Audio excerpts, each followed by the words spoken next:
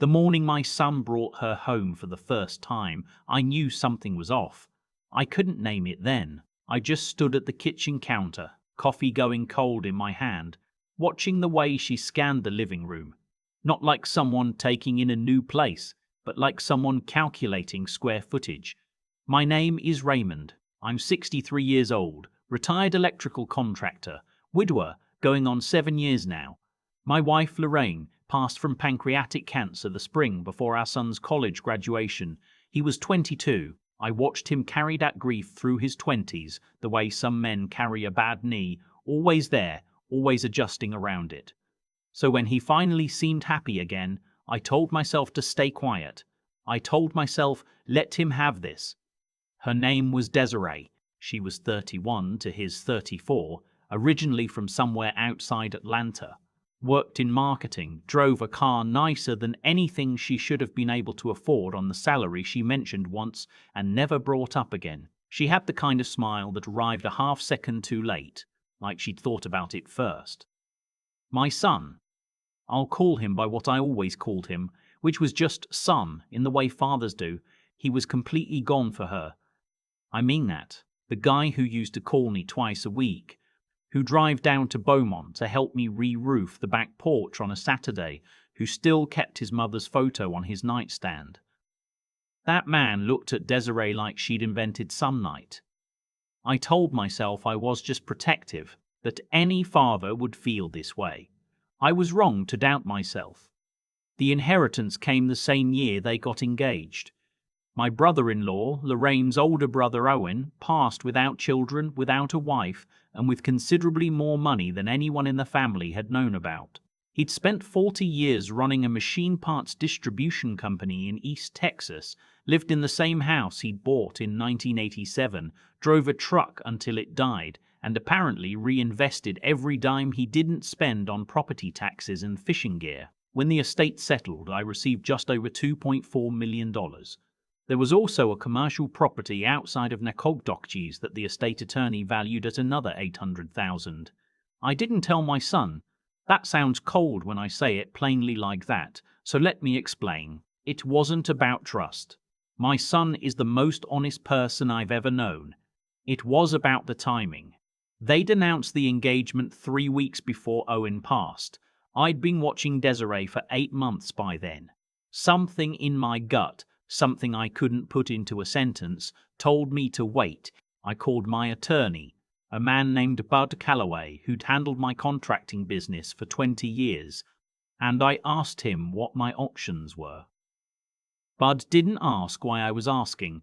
He just said, Raymond, inherited assets are separate property in Texas. As long as you don't commingle them with any joint accounts, they're protected no matter what happens in anyone's marriage. But if you're worried, we can do better than that. We can put it in a trust. We set it up inside 2 weeks. Everything Owen had left me went into a revocable living trust in my name alone. The Nacogdoches property went in. The cash went in. I remained the trustee, my son was named sole beneficiary, and the whole thing was structured so that it legally belonged to the trust. Not to me personally, and certainly not to anyone who might one day be married to my son. I paid the attorney fees, filed everything, and went back to my life. I did not tell my son. I did not tell Desiree. They married in June, out in the hill country west of Austin, at a ranch venue that Desiree had picked and that cost more than I thought was sensible. But my son had been saving, and he'd asked me carefully, the way he always asked for things, like he hated to impose, whether I could contribute to the wedding. I wrote a check for $12,000, which is what I would have written if Owen had never existed. Desiree hugged me at the rehearsal dinner. She smelled expensive. She said, "We're so glad you're part of this." And I thought, we. She'd been saying we for 6 months, and somehow it always felt like she was the majority shareholder in that partnership. I walked my son down toward the bar that night, just the two of us for a few minutes. He said, "Dad, she's the one. I know it." He looked the way he had at 12 years old when he'd caught his first decent-sized bass, like the world had just confirmed something he'd hoped was true. I said, "Then I'm happy for you, son." He hugged me. He smelled like his grandfather's aftershave. I had to look away. The wedding was beautiful. I'll say that honestly. The hill country in June, the cedar and the late light, the way my son stood at the end of that aisle looking like his mother would have been proud. I cried a little. I'm not ashamed of it. I missed Lorraine so badly that weekend that it was almost physical. The absence of her. She would have known what to do with all of it. The joy and the worry running together. Impossible to separate. I danced with Desiree's mother at the reception, a perfectly pleasant woman from Marietta who seemed genuinely fond of my son. I ate the brisket. I gave a toast that made people laugh and then go quiet in that way toasts at good weddings do. I drove back to Beaumont on Sunday morning with a box of leftover cake on the passenger seat. 4 months later, my son called me on a Tuesday afternoon. He didn't say hello. He just said, "Dad, I need you to come to Austin." I left within the hour. By the time I got there, he'd already spoken to a divorce attorney. Not because he'd planned her, because Desiree had handed him a business card that morning. The attorney's name was on it. Desiree's name was on the back, along with a note in her handwriting that said, "It's better if you cooperate." He showed me the card across his kitchen table. His hands were very still. I said, "Tell me what happened." What had happened was this. 3 weeks earlier, he'd found a folder on her laptop while she was traveling for work. He hadn't been snooping, he'd needed a charger, and opened the wrong bag and the laptop was already on. The folder was labeled with the date of their engagement. Inside were documents, printed PDFs, scanned and saved, background research on my son, his salary, his 401k, estimates, his employer, his property.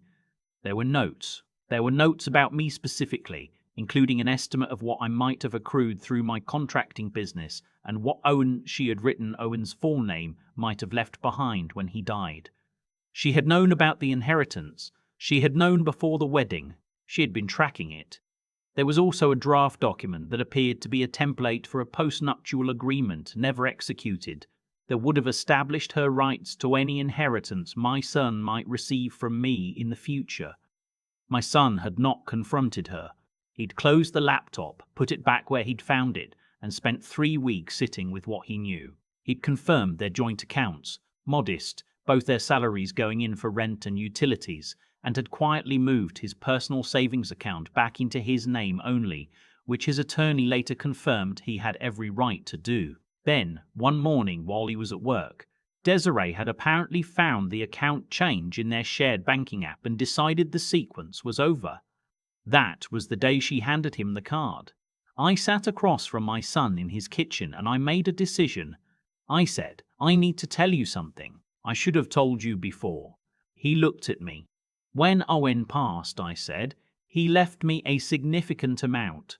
I didn't say anything because I was still figuring out what I wanted to do with it, and then the timing, I stopped.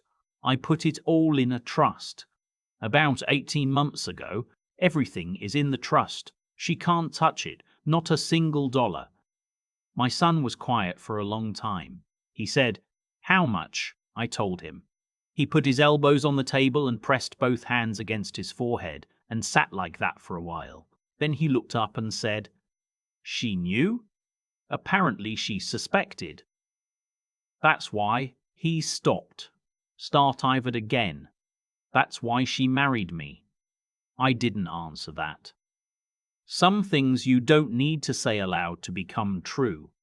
What followed was not a short process. Desiree's attorney filed a claim arguing that certain assets in my son's name, contributions to the joint account, household items, constituted marital property.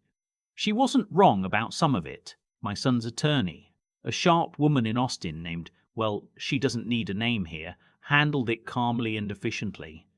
The joint accounts were settled fairly.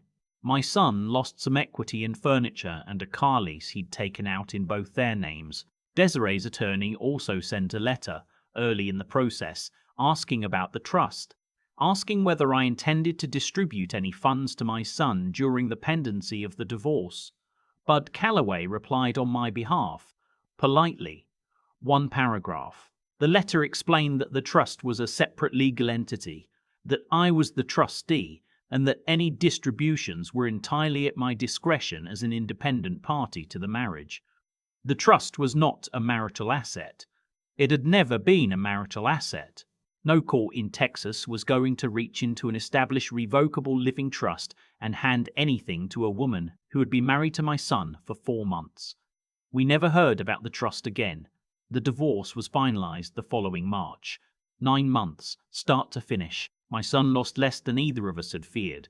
He kept the apartment lease, bought out the furniture, paid his attorney, and came out the other side with his savings intact and his name clean. The night it was final, I drove up to Austin and took him to a steakhouse we used to go to when he was in college, and I'd come up for his baseball games. He ordered the ribeye. I ordered the same. We split a bottle of red wine that cost more than I usually spend, because I decided that night we were allowed. He said, I keep trying to figure out when it started being fake. I said, I don't think that's a useful question. He looked at me. I said, the real question is what was real, and I know your grief after your mother was real, and I know your love was real. She just wasn't who you thought she was. That's on her. That's entirely on her. He was quiet for a while. Then he said, you didn't tell me about the money because you didn't trust her. I didn't tell you because I wasn't sure.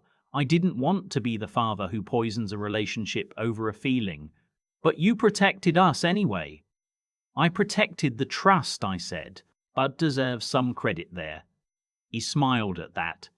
It was the first real smile I'd seen from him in months. Not the polite ones. Not the ones he put on when he was managing people's worry about him. A real one. The kind that goes all the way up. What happens to it? He asked. The trust. Same as it always was, I said. It's yours when I'm gone, or sooner if I decide sooner is right.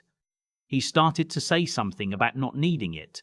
I cut him off. I said, your grandfather worked his whole life on a farm outside Lufkin and died with $1,100 in a checking account. Your grandmother cleaned other people's houses until her hands gave out. Owen built something from nothing and kept it quiet for 40 years. That money isn't mine to waste or give away carelessly. It's a thing that people worked for. I'm just the one holding it right now. He was quiet for a long time after that. He said, I wish Mum could have met, and then stopped. I know, I said. We finished the wine. I paid the check. We walked out into the Austin night, which in March still has a chill to it if the wind is coming from the north, and we stood by his truck for a while, not saying much. Before he got in, he hugged me the way he used to when he was a kid. Full, both arms, no distance in it. He said, thanks, Dad. I said, that's what I'm here for. I drove back to Beaumont alone with the window cracked, the radio on low, the highway empty enough at that hour that I could just think. I thought about Lorraine, which I do on long drives. I told her, the way I sometimes do when no one's listening, that her son was going to be all right, that he'd gotten clear of it, that the thing I'd been afraid of had happened and we'd come through. I thought about Owen, a quiet man who drove old trucks and reinvested his dividends and didn't talk about money at parties, who left behind more than anyone expected and left it to the right people. I thought about the morning Desiree had first walked into my living room and scanned the walls, and how I'd stood there with cold coffee and a feeling I couldn't name. Sometimes you can't name it. Sometimes you just have to act on it anyway. I set up the trust. I kept my mouth shut. I let the story play out. And on a cold night in March, my son hugged me in a parking lot in Austin, and I knew, the way you know certain things that don't require proof, that the years of quiet, the careful paperwork, the phone calls to Bud, the decision to say nothing when saying everything would have been easier, all of it had been worth it, not because I was right about her. I take no pleasure in having been right, but because when it mattered, my son had nothing to lose that couldn't be replaced. And the things that couldn't be replaced, his savings, his name, his sense of himself, was still his. That's the only inheritance that ever really counts. I keep coming back to that kitchen table, my son's hands flat and still, that attorney's card between us, and the look on his face, not anger, not even shock, just this quiet devastation that I recognized because I'd seen it once before, the morning we buried his mother. People talk about karma like it's a cosmic vending machine. You do something bad comes back. I don't think it works that cleanly. What I do believe, what this whole thing confirmed for me, is that the choices you make from a place of character tend to hold, and the choices you make from a place of calculation tend to collapse. Desiree had been calculating from the start. She had a folder on her laptop dated to the week of the engagement. She had done her research, run her numbers, and decided my son was a worthwhile investment. And in the end, every piece of that plan fell apart, not because the universe punished her, but because she had built something on a foundation that was never real. Structures like that don't stand. My son, on the other hand, the thing that saved him wasn't luck. It was who he is. When he found that folder, he didn't blow up, didn't confront her in a rage, didn't do anything that could have been used against him later. He sat with what he knew for 3 weeks, moved his personal savings back into his own name within his legal rights, and then waited. That kind of steadiness under pressure, that's not something you're born with. That's something you build, quietly, over years. His mother taught him that. Working 2 jobs while I built the business taught him that. Grief taught him that. By the time Desiree handed him that card, she was dealing with someone she had badly underestimated. I think about my own role in it. Setting up the trust wasn't brave. It was just careful. I had a feeling I couldn't name. I called a man I trusted, and I took the steps that were available to me. What I did right was act on incomplete information without waiting for certainty that never would have come. Wisdom isn't always knowing. Sometimes it's just being honest enough with yourself to admit what you suspect and disciplined enough to do something about it before the moment passes. What I didn't do was warn my son directly. I've thought about that. I still think it was the right call. You can't tell a man in love that the woman he loves is running a calculation on him. He won't hear it, and you'll lose him in the process. What you can do is protect quietly, prepare carefully, and be there when the thing you feared finally shows its face. That's what I tried to do. Owen lived 81 years and never once made a show of what he had. He built it slowly, protected it carefully, and passed it to people who would carry it the right way. I'd like to think I did the same, not with money, but with patience, with the decision to stay quiet when speaking, would have felt better but helped less. My son is going to be fine. He's already fine, in the ways that matter. He has his name, his savings, his sense of himself. He has a father who drove to Austin without asking why, and sat across a table from him and told him the truth when the truth was finally ready to be useful. That's the only thing I know how to leave behind that can't be put in a trust.